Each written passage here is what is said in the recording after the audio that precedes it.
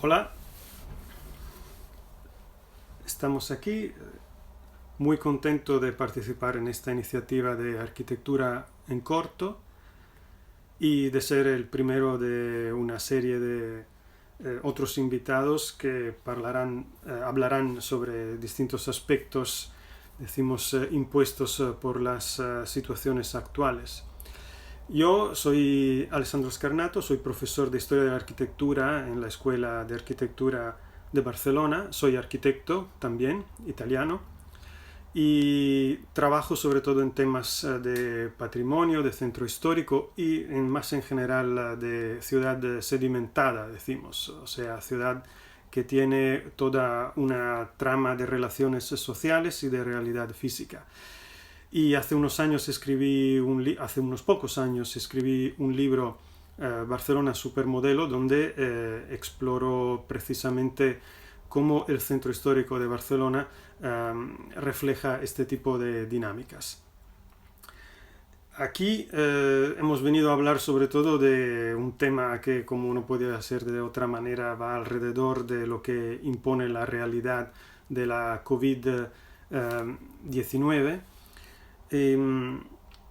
Entonces, esto es un tema bastante difícil, primero de todo porque está aconteciendo, entonces hay muchísimas cosas que pueden ocurrir que se escapan de lo que es nuestra capacidad de previsión y nuestra hasta capacidad de entendimiento de ciertas dinámicas. Es una enfermedad que todavía no se conoce bien. Es una enfermedad que además en un primer momento puso a dura prueba nuestra misma, decimos, confianza en la capacidad de interconexión entre países que hemos ido construyendo a lo largo de estos años, porque se veía como una cosa que acontecía ahí en China, en un mercado de estos raros donde se comen bichos vivos, y al cabo de unas pocas semanas ha empezado a salir fuera de control. Yo diría que en este sentido, tenemos algunas preguntas, en este sentido, una reflexión que como arquitectos y urbanistas podemos hacer sobre lo que nos enseña o podría enseñarnos estas situaciones antes de todo, el hecho de que estamos delante de una de estos momentos de la historia en que tenemos que reflexionar sobre algo que casi se nos estaba escapando de vista. Y específicamente me refiero al concepto de la materialidad. Es decir, nuestras ciudades han sido construidas basándose ante todo, antes de cualquier otra cosa, en conceptos derivados de la conciencia de la materialidad, la dificultad de ocupar el territorio, la dificultad de construir un entorno urbano en que se pueda hacer comunidad y en el que las personas tienen que convivir y tienen que desarrollar tareas. En los últimos años el desarrollo tecnológico nos ha llevado a la digitalización. Es una cosa muy positiva. Es una cosa que nos está ayudando. Bueno, de hecho yo estoy aprovechando en este mismo momento de la digitalización para conectarme con personas y hacer una cosa que hasta hace 10 años hubiera sido no imposible, sino inimaginable. Pero la otra cara de la medalla es que esta digitalización en un cierto momento nos ha hecho olvidar, para así decirlo, del aspecto material más duro de la realidad, del hecho de que existen distancias, estas distancias en algunos momentos pueden ser negativas, en otros positivas, existen unas redes de interconexiones que tienen una función, no están ahí simplemente por quien las quiera percorrer, sino que tienen su función, tienen su finalidad. Y existen unos barrios, unas casas, donde antes de todo hay que vivir. No son simplemente casas que se construyen para, decimos, guardar dinero dentro de lo que es una inversión inmobiliaria. En este sentido, yo creo que esta crisis nos está recordando esta dimensión material súper fuerte, súper poderosa, que no entiende de digitalizaciones. Este software que estamos usando ahora para interconectarnos es algo que va encima de toda esta realidad material que de alguna forma nos estaba casi saliendo un poco de vista, ¿no? Que nos estábamos olvidando. Muchas veces se ha hablado en estos días de la importancia que se ve que tienen los balcones, ¿no? El balcón, que en el desarrollo urbanístico de los últimos años siempre se ha visto un poco con recelo, como a la hora de hacer una construcción residencial no haces un balcón, ¿no? Porque o bien puedes hacer una terraza que añade valor inmobiliario a la nueva construcción, o evitarlo, porque el balcón te quita metros, es algo que no sirve mucho, ¿no?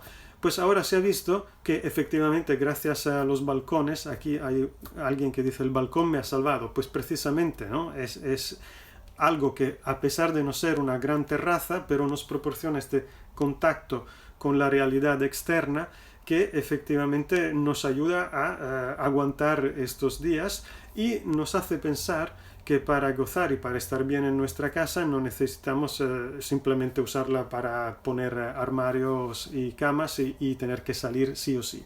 No estoy defendiendo la idea de quedarse en casa todos los días, sino que es una dimensión importante de la vida de una persona y es, decimos, el componente mínimo básico para la construcción de una comunidad. Tú tienes tu casa, ahí tienes la base de tu desarrollo vital, o así tendría que ser, y este es un átomo de toda una estructura que empieza por el barrio, después es el distrito, y después la ciudad y cada vez más. Y entonces esto nos está enseñando que las ciudades tienen que ser, pueden y tienen que ser algo más que simplemente lugares para unas buenas inversiones inmobiliarias. Hace unos días en una televisión salió un documental alemán que hablaba precisamente de la dificultad, algo que se grabó, imagino, mucho antes de la pandemia, de la dificultad que tienen muchas ciudades para limitar el proceso que se llama de gentrificación. Es decir, que al fin y al cabo cada vez más se ven en nuestras ciudades simplemente como ocasión para que se pueda tener una buena inversión inmobiliaria, para construir o comprar propiedades y después no importa vivir, se vive en otro lugar. Este puede ser un discurso muy fancy, muy atractivo, pero en realidad es un discurso muy peligroso. Recordámonos que en la historia de la ciudad la dimensión de la inversión inmobiliaria es algo muy nuevo, muy reciente. Quiero decir, si miramos a la historia del comercio, por ejemplo, desde las épocas más antiguas el comercio siempre ha buscado sacar provecho de su actividad. Entonces se puede criticar el mercado, se puede intentar controlarlo, me parece que sería lo que se tiene que hacer, pero no se le puede quitar esta finalidad de buscar un provecho y un beneficio de su actividad, porque es consustancial al mercado. Si en cambio miramos a la construcción de la ciudad, lo de buscar un beneficio es algo muy nuevo históricamente hablando, que empieza en el siglo XIX y que en los últimos 30 años ha ido subiendo con una curva extremadamente rápida hasta llegar al punto de que tenemos precisamente en China, y no solamente en China, insediamentos, incluso hasta pequeñas ciudades creadas únicamente para hacer una inversión inmobiliaria. Esto, evidentemente, el COVID-19 contribuye a ponerlo en entredicho. Si nos ponemos a mirar cómo vivimos las ciudades en estas semanas, notamos que hay esta gran paradoja, ¿no? Se dice, las ciudades se han vaciado. No, las ciudades no se han vaciado para nada, están repletas. Lo que pasa es que hay la paradoja de que las calles están vacías, pero las casas están llenas de gente. Y este es un hecho que nos tendría que hacer reflexionar sobre lo bueno y lo malo que lo hemos hecho en los últimos años a nivel de cómo interpretar lo que tiene que ser la ciudad. Alguien me pregunta si toda esta dinámica puede llegar, hablando de gentrificación que hemos nombrado antes, puede acabar con el turismo masivo.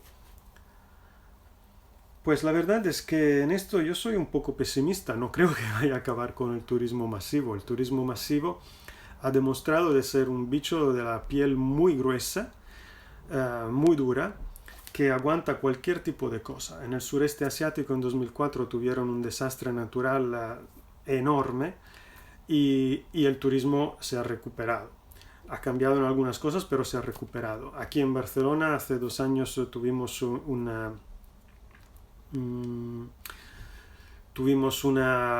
ataque terrorista muy bestia y a las 48 horas los turistas, bueno, sí, algunos anularon las reservas en el inmediato, pero la mayoría ha seguido viniendo. O sea, el turismo masivo creo que no lo lograremos, eliminar o disminuir. Lo que sí que tenemos en este caso, pero, es una oportunidad. Como que por la fuerza, porque no hay otra opción, el turismo en este momento se ha parado, pues podemos coger estas semanas para pensar cómo se puede efectivamente ofrecer una alternativa al mercado del turismo que sea más sostenible para los territorios y que sea más interesante para los turistas, porque mucho de estos turismo masivo, al fin y al cabo, es un turismo donde casi no es importante el destino, sino el avión o el barco. O sea, es un turismo casi vectorial. Lo importante es tener esta sensación de moverse. Después llegas donde llegas, al final ya me diráis qué tipo de experiencia puede tener una persona que se va un fin de semana a París, un fin de semana a Londres, un fin de semana a Atenas, y otro fin de semana porque no ha encontrado el billete se va a Ripoll.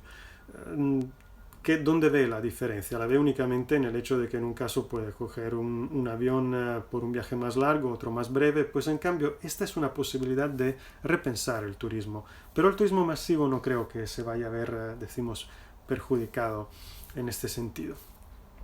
Había una pregunta aquí.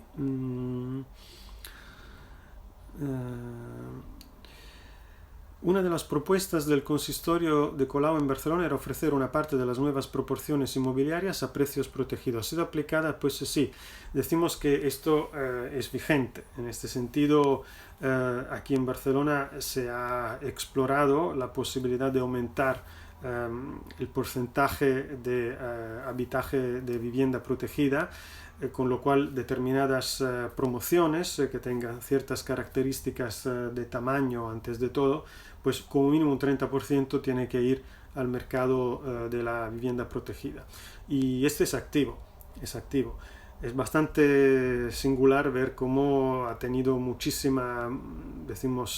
despertado mucha controversia y mucha oposición en los sectores interesados, cuando en realidad en todo el mundo se hace. En muchísimos países incluso los porcentajes son más altos y la gente sigue haciendo mucho dinero con el negocio inmobiliario, con lo cual no quiero decir que es una buena medida porque permite seguir haciendo dinero con el negocio inmobiliario, pero es un poco curioso que los que se han opuesto lo han hecho sin mirarse lo que pasa donde se ha aplicado. De hecho, se tendría que construir más habitaje, más vivienda protegida.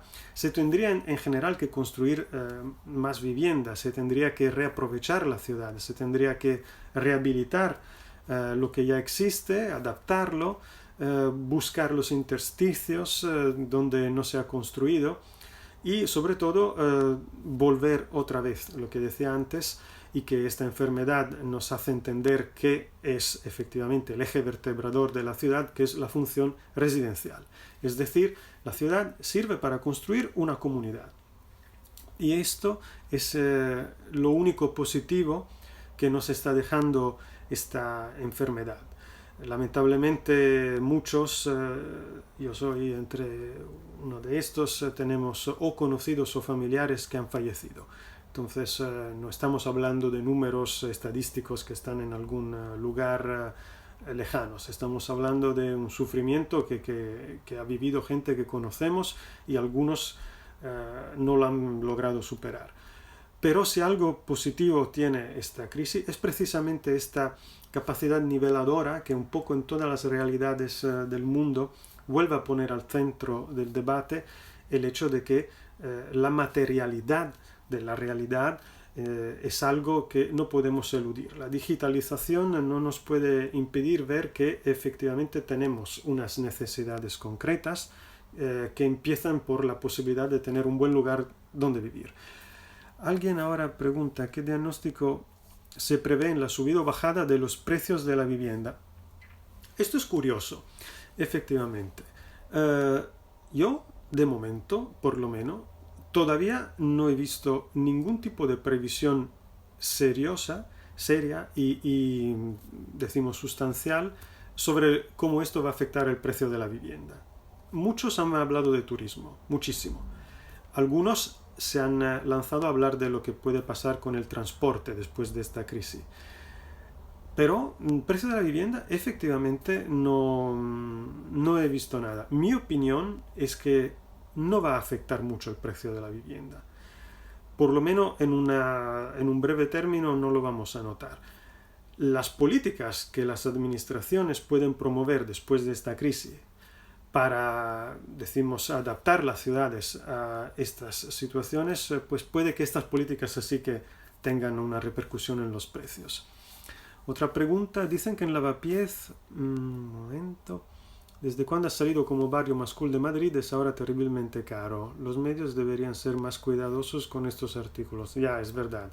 Todas las ciudades tenemos este problema que mi amigo Josep Buigas, que es el presidente de Barcelona Regional, siempre dice, tenemos la paradoja de que el urbanismo de los últimos años, cuanto más mejora, más empeora, ¿no? Porque tú coges un territorio urbano, un barrio, lo mejoras, le añades unos servicios, un poco de dignidad de espacio público y de accesibilidad a nivel de transporte y al cabo de unos pocos años se convierte en un barrio cool, un barrio chic, increíblemente caro, donde ya casi no se puede vivir. Yo creo que los medios tienen un poco decimos, no responsabilidad, pero de efecto.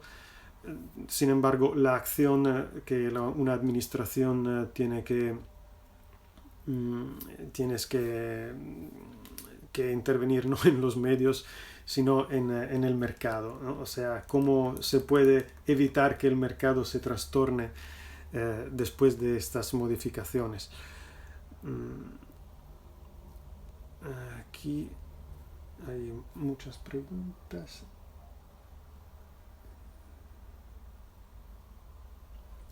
Vale.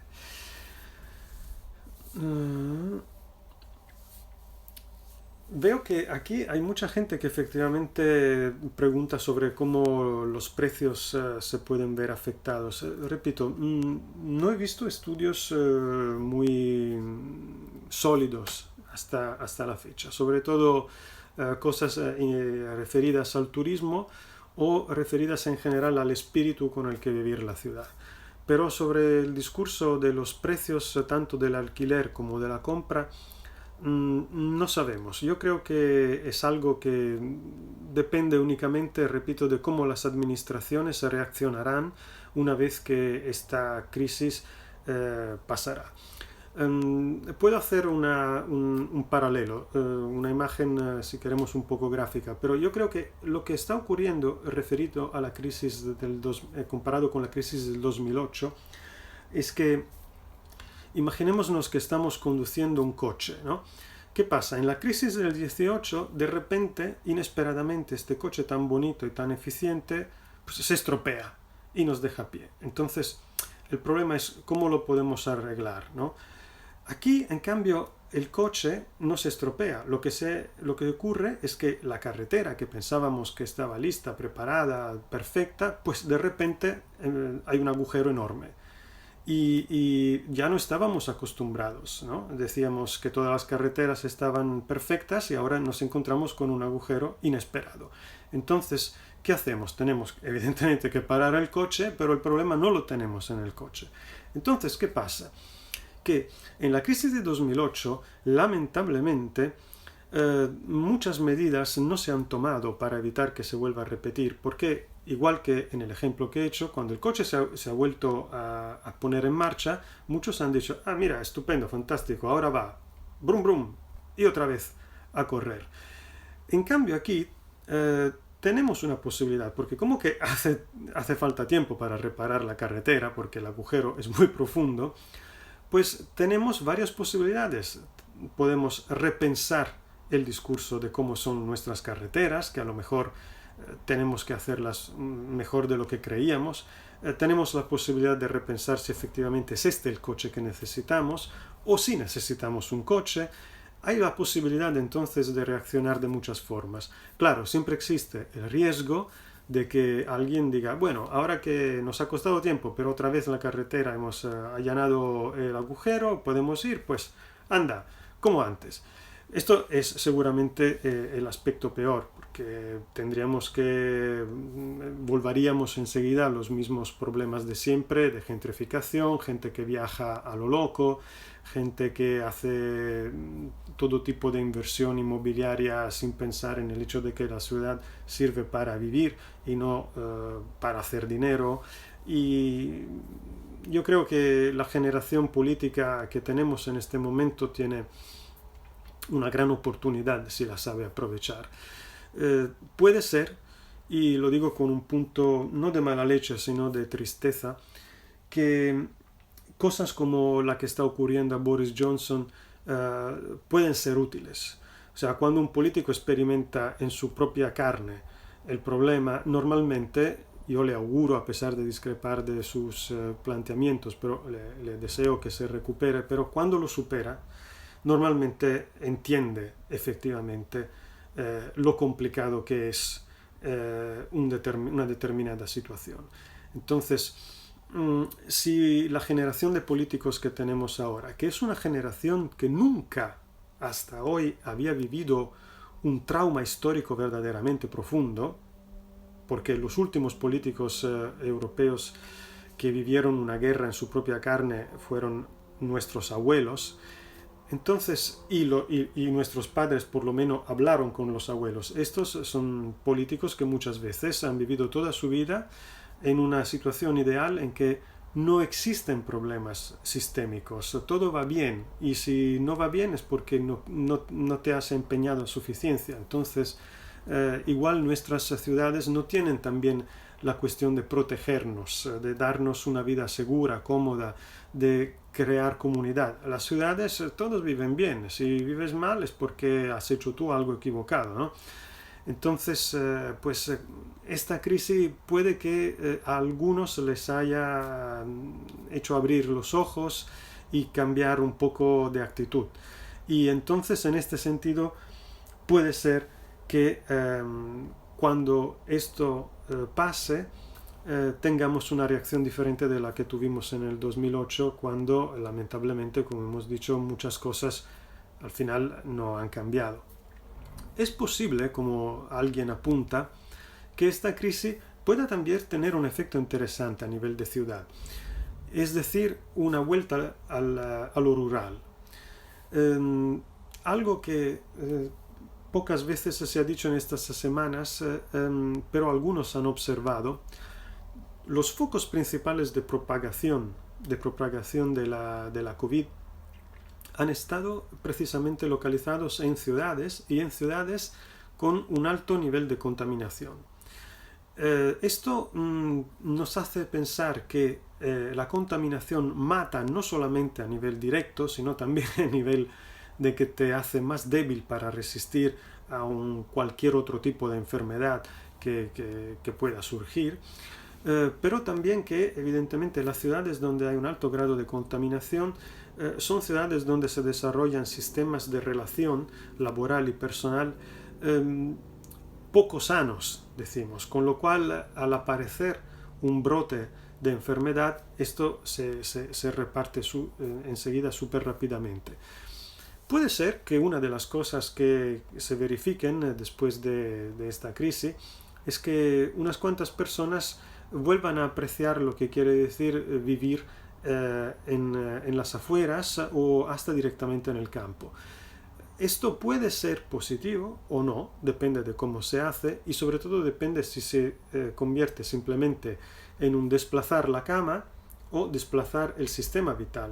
O sea, Si alguien se va a vivir a 30 kilómetros de Barcelona por después cada mañana venir, yo creo que no es bueno. Es mucho mejor que se encuentre un piso o una casa en Barcelona y que contribuya a construir esta comunidad y esta situación urbana, decimos, residencial a la que me refería. Una reflexión que estoy haciendo en estas semanas y que viene por la experiencia personal de vivir delante de la ronda litoral es también sobre el papel de las infraestructuras. Estoy notando en estas semanas que la ronda litoral tiene mucho menos tráfico, seguramente, pero estoy notando también otra cosa, que no es que no tenga nada de tráfico, sino que tiene el tráfico para el que tendría que efectivamente funcionar.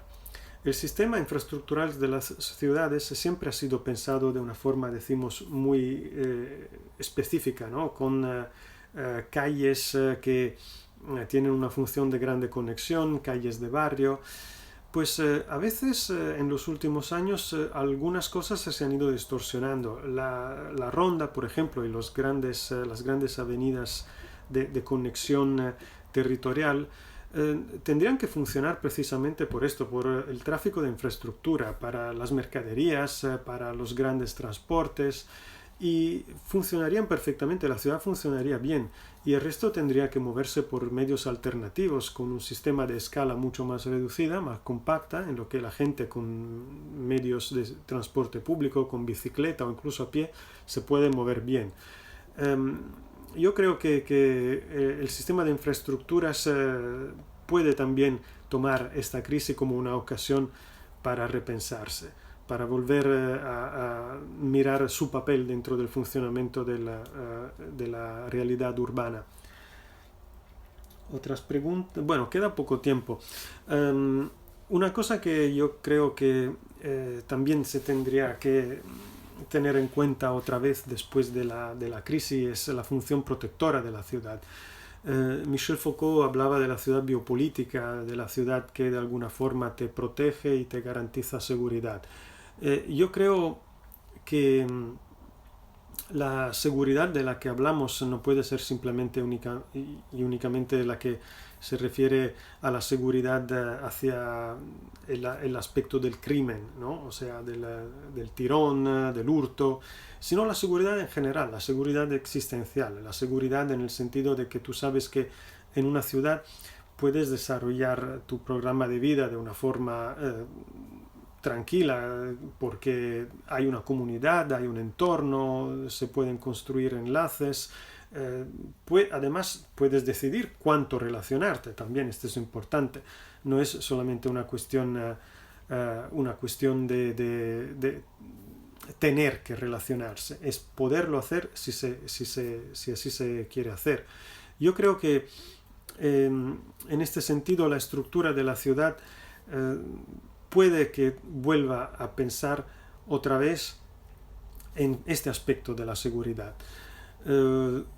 existencial, la seguridad de poder vivir bien en una comunidad. Además, es algo que en el pasado tenía un efecto muy claro sobre lo que eran las formas de la ciudad. Fijaos que algunos aspectos eran muy visibles, ¿no? La muralla, los terrenos que se reservaban para los cultivos en caso de sitio, pero aparte de esto, las ciudades tenían también sus áreas dedicadas a funciones específicas que iban más allá de lo que después sería el zoning, sino que eran caracteres que tenían determinadas áreas porque ahí se desarrollaban funciones que servían para todo lo que es el sistema de la ciudad. Y yo creo que esto se podría volver a presentar. Creo que incluso se puede decir que el caso de la COVID-19 puede llegar a influenciar otra vez, como hicieron en el pasado las pandemias, la nueva manera de pensar el urbanismo. Puede que me quedo unos minutos más porque son casi las 11:30, pero hay cosas en el que están saliendo, preguntas a las que me gustaría por lo menos probar a contestar. Sobre la modalidad alternativa, la modalidad de transporte y de movilidad alternativa, sí, yo creo que aquí se da seguramente, como decía antes, una gran ventana de oportunidad. Siempre si hay, evidentemente, la voluntad política. Pero en este sentido, otra vez, vuelvo a hablar de lo que ha sido, y por eso que hablé del caso de Boris Johnson, el hecho de que esta pandemia tiene un discurso de materialidad absolutamente inmisericordia. O sea, todos los países y muchos gobernantes se han tomado esta pandemia cuando se ha acercado de una forma incluso un poco chulesca, ¿no? Como decir, bueno, ¿no? Nosotros no nos vamos a amedrantar por esto, ¿no? Y al cabo de unas semanas han tenido que cambiar de una forma súper rápida todo lo que estaban diciendo, porque es algo duro, es algo muy feo, es una enfermedad que no siente de territorios, de clases sociales, de ideologías políticas, entonces obliga a un pensamiento de carácter objetivo de una forma muy clara. Y en este sentido también lo que decía sobre el transporte puede que empiece a abrir los ojos a muchos que están todavía en una visión cochecéntrica de la realidad, con lo cual todo se mesura sobre dos criterios, ¿no? O sea, la ciudad es un lugar para hacer inversión inmobiliaria y la residencia se mide su calidad según cuánto puedes hacer con el coche cuando compras una determinada casa. Pues yo creo que aquí se abre una ventana para reflexiones alternativas en muchísimos administradores que en este momento ciertos discursos no lo sienten y si lo sienten no lo entienden. Bueno, veo que el tema turístico sigue siendo bastante central, pero lo hemos tocado. Yo dedicaría estos últimos minutos al discurso de la globalización, que veo que también sale. Seguramente una cosa interesante, porque aquí hay una pregunta al respecto, será ver qué va a ocurrir cuando la gente podrá volver a salir a la calle. Esta es una curiosidad que yo tengo, no tengo idea de lo que va a ocurrir.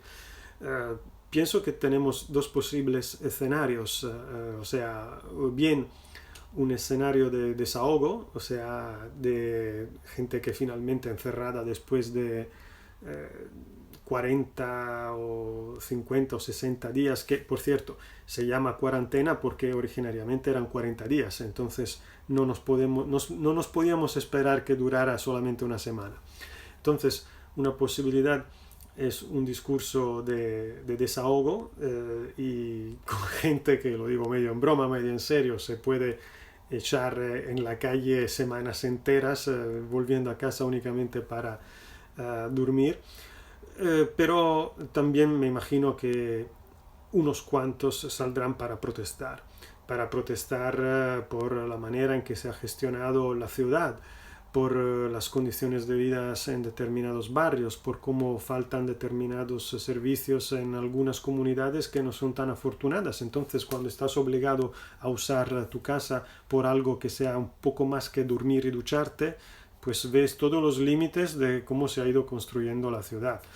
E incluso el teletrabajo puede que abra los ojos a muchos empresarios que tienen la idea que trabajas solamente si te ven con el culo en la silla dentro del despacho, cuando no es así, se puede trabajar mucho también desde casa, pero también el teletrabajo obliga a repensar lo que son los espacios vitales, o sea, tú puedes necesitar, por la razón que sea, un espacio de tu casa donde te puedes concentrar y hacer lo que tu trabajo requiere, y no porque eres un escritor, sino porque eres un empleado en una empresa que no necesita que tú estés ahí físicamente, entonces te telecontrata, ahorra coste, tú también ahorras costes, y entonces una casa tiene que pensar en el hecho de que cada vez más gente, yo de esto estoy casi seguro, se convertirá al teletrabajo por lo menos como opción aceptable, porque no nos olvidemos que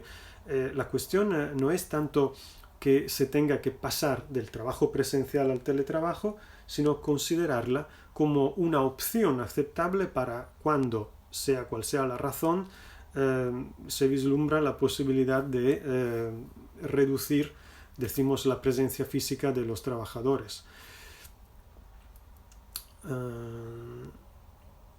La movilización ciudadana, lo hemos dicho, es importante, es fundamental.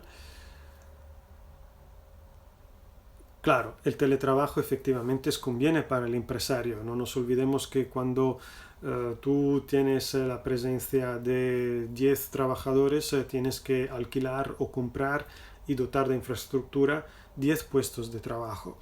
Entonces, yo creo que el teletrabajo también le puede convenir a algunos empresarios, no a todos, ¿eh? No estamos hablando de que todos tengan que hacer el teletrabajo. Simplemente quiero decir que entre el extremo del autónomo que trabaja por su cuenta de forma precaria, a lo mejor en un coworking, pagando él de su bolsillo o en un rincón de su casa, y el otro extremo del trabajador encasillado dentro de una gran matrix de una empresa donde estás obligado a entrar a las 9 y salir a las 2, volver a las 4 y salir a las 8, porque sí, pues se puede abrir ahora todo lo que es decimos, el abanico de posibilidades entre medias, que comprenden el teletrabajo opcional, el teletrabajo en una estructura predispuesta, el teletrabajo incluso dentro casa porque las casas prevén un espacio. Es una opción. No puede ser que en este momento nuestra economía del trabajo en muchos trabajos sea simplemente pensada para el trabajador que esté sentado en casa, que esté sentado, perdón, delante de su escritorio, y que la alternativa sea o pagarte tú un coworking o estar en un rincón de tu casa. Hay muchas posibilidades. Yo creo que en este caso la crisis nos obliga, otra vez, el ejemplo que hacía del coche en la carretera. Estamos obligados a pararnos. No podemos seguir porque la carretera está rota. Mientras que se repara, se pueden estudiar soluciones. Si somos inteligentes, estas soluciones pues nos vendrán bien para el desarrollo futuro del recorrido. Si somos menos inteligentes, una vez arreglada la carretera, pues diremos, vale, otra vez dentro del coche, anda. Y claro, es solamente cuestión de tiempo. No nos olvidemos, y esta es una reflexión final que hago, que creo tendríamos que tener en cuenta, que lo que está ocurriendo, esta pandemia, lamentablemente, es algo del que no nos habíamos olvidado, pero las ciudades siempre se han construido teniendo en cuenta que periódicamente vienen estas pandemias a matar gente. Y esto ha ocurrido las últimas veces, hace 150 años, en el caso de la epidemia de cólera, que provocó las reflexiones de Cerdá para su ensanche, que está pensado precisamente con criterios higienistas, ¿no? Entonces, yo pienso que tenemos que ser inteligentes, tenemos que ser valientes y aprovechar del dolor que nos da esta pandemia para repensar cómo corregir y cómo redireccionar unas cuantas políticas urbanas, en la conciencia que los arquitectos no podemos cambiar evidentemente la historia, pero el contributo que vamos a hacer puede ser muy, muy importante y nos puede ayudar muchísimo en el caso de esta y otras crisis a enfrentarlas de una forma más eficaz e incluso más llevadera, ¿no? Porque ahora hay muchos que sufren. No todos tienen la posibilidad de confinarse y simplemente quedarse a esperar cuando todo pase. Para muchos encerrarse en casa es un sufrimiento casi paragonable al sufrimiento de los que han tenido que lamentar un enfermo en familia. Creo que se acaba el tiempo. Pues nada, os agradezco muchísimo la atención, las preguntas, y deseo que los demás invitados de esta serie de arquitectura en corto hagan fantásticas intervenciones, mejores incluso de la mía, y espero que todos estén interesados con las charlas que hemos hecho en estos 40 minutos. Que vaya bien. Adiós y salud.